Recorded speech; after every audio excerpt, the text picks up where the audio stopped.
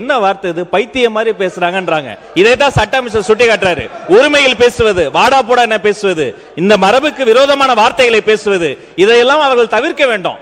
இந்த side control பண்றதுக்கு வெற்றி தலைவர்களுடைய ஒரே ஒரு கடைக்கன் பார்வை போதும். ஆனா எல்லாரும் கேட்டுக்கொள்ளுங்க, நேரலை கொடுத்துக்கிட்டு இருக்கோம். என்ன வார்த்தை அது, சபைக்கு இல்ல இதை ஏற்றுக்கொள்ள முடியாது, தவறான வார்த்தை. இப்ப அடிக்கிறதுக்கு பாஞ்சு வராரு, கையை வாங்கிட்டு வராரு. இவர் மீது நீங்க தகுந்த நடவடிக்கை எடுக்கணும் என்பதை நான் கேட்டுக்கொள்கிறேன். மின்சாரத்துறை அமைச்சர் இருங்க, நான் சொல்லிட்டு அதுக்கப்புறம் சொல்லணும். ஏங்க தம்பி கொஞ்சம் இருங்க அமைச்சர், அவர் நாங்கள் சொல்லிடுறோங்க. நாங்களும் அங்கே இருந்தாங்க, ஆனால் பேசுறதை கேட்டுட்டு தாங்க பேசுவோம். ஏன் துடிக்கிறீங்க, எல்லாம் வயசு கம்மி, நல்லா துடிக்கிறீங்க நீங்கள். அதனால் யாரும் எந்த துரோகமும் யாரும் இழைக்க முடியாது. ஒவ்வொரு முதலமைச்சரும் அதுக்காக நடவடிக்கை எடுத்திருக்கிறார்கள். எனவே அந்த துரோகம் என்ற வார்த்தையை எடுத்து விட வேண்டும் என்று கேட்டுக்கொள்கிறேன். கண்டிப்பாக அந்த வார்த்தை அவை குறிப்பில் இருந்து நீக்கப்படுகிறது. அமைச்சர் அவர்கள். மாண்புமிகு பேரவை துணைத் தலைவர் அவர்களே, அதாவது பொதுவாக சொன்னது என்னன்னா, 71 காலத்திலிருந்து இந்த காவேரி கடந்து வந்த காலத்தை பார்த்துருக்கோம். 70களில் வழக்கு தொடுக்கப்பட்டது. அப்போது இருந்த ஐயா மூப்பனார் அவர்கள் மற்றும் விவசாய சங்கங்கள் எல்லாம் சேர்ந்து வழக்கு தொடுக்கப்பட்டது. அதுக்கப்புறம் அந்த வழக்கு ஏன் வாபஸ் பெறப்பட்டது, யார் சொல்லி வாபஸ் பெற்றார்கள், 74ல் எதற்காக அந்த அக்ரிமெண்ட்டை புதுப்பிக்கல, அப்புறம் அப்போ வந்த கச்சத்தீவு, இப்படி நிறைய பேசிட்டே வந்தோம்னா அதை சொல்லி தான் துரோகம் சொல்றாங்க. ஒரு சில வார்த்தைகளை கேட்டாலே இன்னைக்கு எதிர்கட்சியினர் உடனே அவை குறிப்பெல்லாம் நீக்க வேண்டிய அவசியம் இல்லை. ஏன்னா என்றால் இப்ப ஊழல்னு சொன்னா வர்றாங்க, நீங்க எல்லாம் ஊழல் செய்யலான்னு சொன்னா தான் மக்களே முன்வரிசைக்கு வர்றாங்க. நீங்க ஊழல் செய்யலான்னு சொன்னா தான் மக்களே எனக்கு முன்வரிசை வருவாங்க. அந்த மாதிரி இருக்கு. இன்னொரு தாழ்மையான வேண்டுகோள், நிறைய பேர் பொதுமக்கள் என்கிட்ட சொன்னதான், அதாவது எதிர்கட்சியினர் இந்த மாதிரி பெரிய அளவுல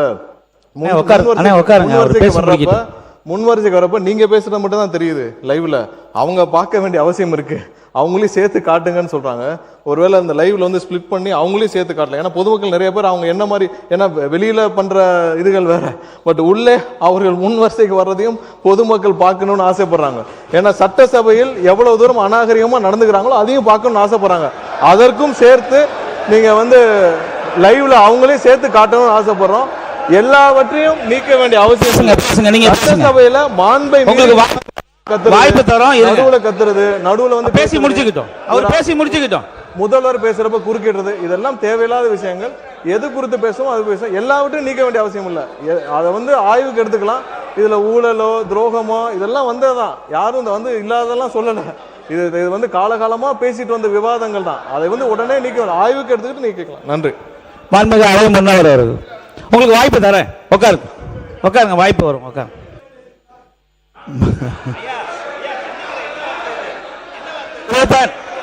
இல்ல ஒரு நிமிஷம். மாண்புமிகு பள்ளி கல்வித்துறை அமைச்சர். மாண்புமிகு பேரவை துணைத் தலைவர் அவர்களே, என்ன வார்த்தை இது, பைத்தியம் மாதிரி பேசுறாங்கன்றாங்க. இதை தான் சட்ட அமைச்சர் சுட்டி காட்டுறாரு. ஒருமையில் பேசுவது, வாடா போடா என்ன பேசுவது, இந்த மரபுக்கு விரோதமான வார்த்தைகளை பேசுவது, இதையெல்லாம் அவர்கள் தவிர்க்க வேண்டும். இந்த சைடு கண்ட்ரோல் பண்றதுக்கு வெற்றி தலைவர்களுடைய ஒரே ஒரு கடைக்கன் பார்வை போதும். ஆனா எல்லாரும் கேட்டுக்கொள்ளுங்க, நேரலை கொடுத்துக்கிட்டு இருக்கோம். என்ன வார்த்தை அது, சபைக்கு இல்ல இதை ஏற்றுக்கொள்ள முடியாது, தவறான வார்த்தை. இப்ப அடிக்கிறதுக்கு பாஞ்சு வராரு, கையை வாங்கிட்டு வராரு. இவர் மீது நீங்க தகுந்த நடவடிக்கை எடுக்கணும் என்பதை நான் கேட்டுக்கொள்கிறேன். உட்காருங்க. அண்ணா ஒரு நிமிஷம். இந்த சம்பவத்தை பத்தி ஆய்வு பண்ணி பேரவை தலைவர் வந்ததுக்கு அப்புறம் தகுந்த பேரவை விதிகளுக்கு உட்பட்டு என்ன நடவடிக்கை எடுக்குமோ அதை எடுப்பார். நீங்க பேசுங்க. ஒரே ஒரு நிமிஷம். மாண்புமிகு அமைச்சர் நிர்மல்குமார் எதை பேசினாலும் சபையை கிளப்பி விட்டுறீங்க. அவர் நான் அமைச்சர் இன்றைக்கு மாண்புமிகு அமைச்சர் ஆனந்த் அவர்கள் இருக்கிறார்கள். அவர்கள் பேசுவதோ அல்லது அதிகாரியோ நம்முடைய இருங்க, நான் சொல்லிடுறேன். நான் சொன்னவர் நான் சொன்னவர் உறுப்பினர் வரும்.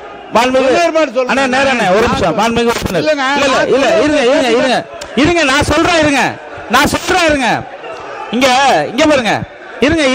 இருங்க அண்ணா ஒரு நிமிஷம். இல்ல அங்க மைக் கொடுக்காதீங்க, கட் பண்ணுங்க.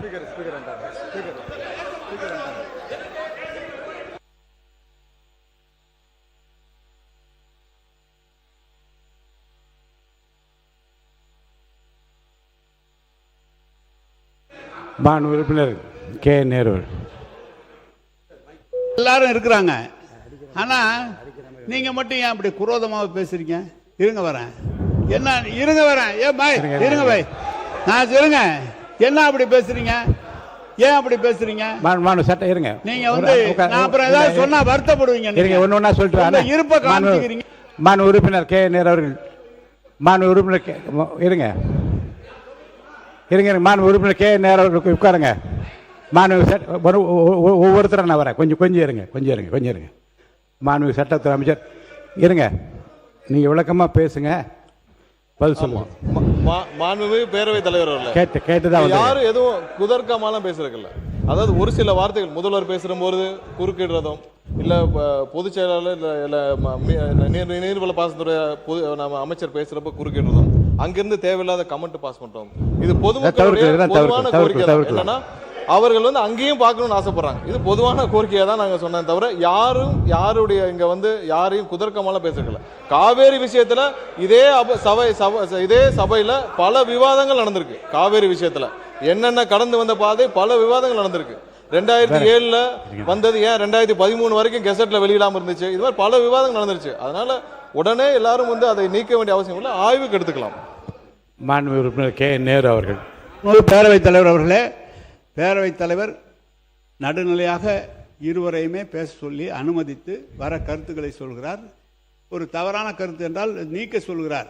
ஆனால் நேரடியான ஒளிபரப்பு இது நீக்கினாலும் நாங்கள் பத்திரிகையில் தான் வராமல் இருக்குமே தவிர நேரடியாக ஒளிபரப்பாயிரு. எங்களுடைய முகத்தை காண்பிக்கவில்லை என்றெல்லாம் இந்த சட்டமன்றத்தில் எவ்வளவோ நிகழ்ச்சிகளை நாங்கள் பார்த்திருக்கிறோம், எவ்வளவோ காரசாரமான விவாதங்களை நடத்தியிருக்கிறோம். ஆனால் திறந்தாழ்ந்து என்றைக்கும் போனதில்லை. நீங்கள் மக்கள் பார்த்து கொள்ளட்டும். யார் இங்கேயும் காமிங்க அங்கேயும் காமிங்க, மக்கள் தீர்ப்பு சொன்னால் நாங்கள் ஏற்றுக்கிறோம். ஆனால் அமைச்சர் நீங்கள் வந்து தயவுசெய்து சொல்கிறேன், நீங்கள் வந்து எதோ அநாகரிகமானலாம் பேசாதீங்க, அதெல்லாம் பேசாதீங்க, அதெல்லாம் சரியா இருக்காது.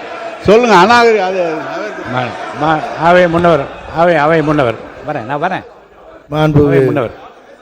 மாண்புமிகு பேரவை தலைவர் அவர்களே, அதுபோன்ற வார்த்தைகள் பேசவில்லை என்று அவர் சொல்லியிருக்கிறார். அதே நிறைவாக இருங்க சொல்றாருப்போம். ஆகவே அவர் சொன்னது ஒன்றே ஒன்றுதான், அந்த பகுதியிலும் காட்டுங்கள் மக்கள் பார்க்கட்டும்னு தான் சொன்னார், தவிர வேற ஒன்றும் இல்லை. தயவுகூர்ந்து ஆகவே மாண்புமிகு இல்லை உங்களை பார்க்குறேங்க, மாண்புமிகு நம்முடைய எதிர்க்கட்சி துணைத் தலைவர் அவர்கள் இங்கே பேசுகிற போது சொன்னார்கள் காவிரி நீர் பிரச்சனை பற்றி. காவிரி நீர் பிரச்சனையை பொறுத்தவரையிலும் அரசும் அங்கே இருக்கிற விவசாய சங்கத்தினுடைய தலைவர் அவரும் இருவரும் சேர்ந்துதான் வழக்கு முதலில் போட்டார்கள். ஆனால் தமிழக அரசு அன்றைக்கு உங்கள் ஆட்சியில் இருக்கின்ற போது அதை வாபஸ் பெற்றீர்கள். அதுக்கு பிறகு புரட்சி தலைவர் சொல்லிருங்க புரட்சி தலைவி வழக்கு புரட்சி தலைவி அம்மா பொறுப்பேற்றதற்கு பிறகு 89 அம்மா புரட்சி தலைவி தான் சொன்னேன், இல்லைங்க சொல்லிடுறேன். அம்மா அவர்கள் பொறுப்பிலே வந்ததற்கு பிறகு அந்த வழக்கை தொடரலாம் என்று அரசின் சார்பாக அல்ல, கட்சியின் சார்பாகவே அந்த வழக்கை தொடர்ந்து அதற்கு பிறகு அரசின் சார்பாக வந்து சேர்க்கப்பட்டிருக்கிறது. ஆகவே அம்மாவை பொறுத்தவரையில் அன்றைக்கு எடுக்கப்பட்டிருக்கிற நடவடிக்கை பேச்சுவார்த்தையின் மூலமாக என்றைக்கும் நிறைவேறாது. ஆனால் வழக்கு மன்றத்தின் மூலமாக அது வெற்றி காண்பேன் என்று சூழலை ஏற்று வெற்றி கண்டவர் நம்முடைய புரட்சித் தலைவர் அம்மா என்பதை நான் இந்த நேரத்தில் தெரிவித்துக் கொள்கிறேன். மாண்புமிகு உறுப்பினர் கே நேரு அவர்கள். இந்த சட்டமன்றத்தில் மாண்பு பேரவைத் தலைவர் அவர்களே, இந்த சட்டமன்றத்தில் ஏன் வழக்கு வாபஸ் பெறப்பட்டது என்பதெல்லாம் பல விளக்கமாக முதலமைச்சர்களே பேசியிருக்கிறார்கள்.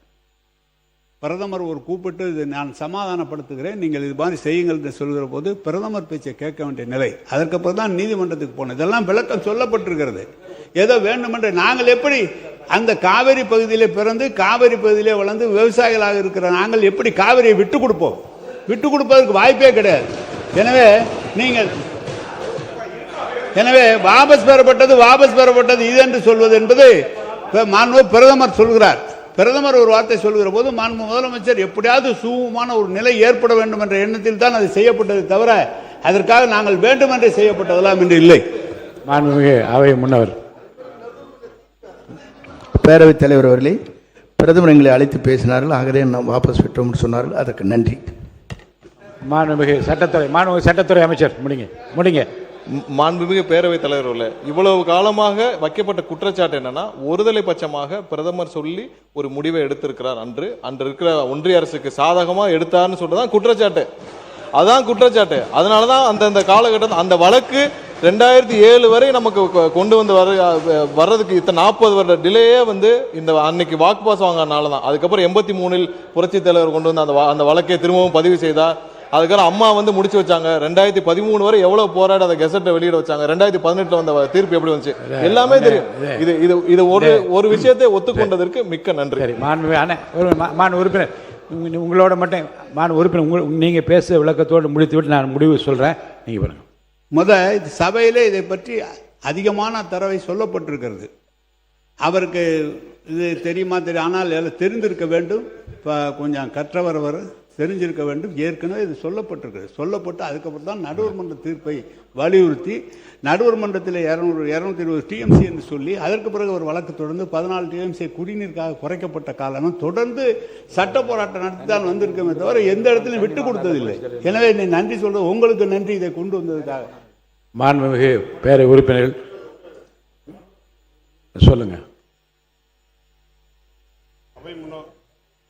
மாண்புமிகு பேரவைத் தலைவர் அவர்களே, அவை முன்னவர் அவர்கள், சட்டத்துறை அமைச்சர் அவர்கள், மக்கள் நல்வாழ்வுத்துறை அமைச்சர் அவர்கள் எல்லோருமே இங்கே கருத்துக்களை சொன்னார்கள். மூத்த உறுப்பினர் அண்ணன் நேரு அவர்களும் இங்கே பேசினார்கள்.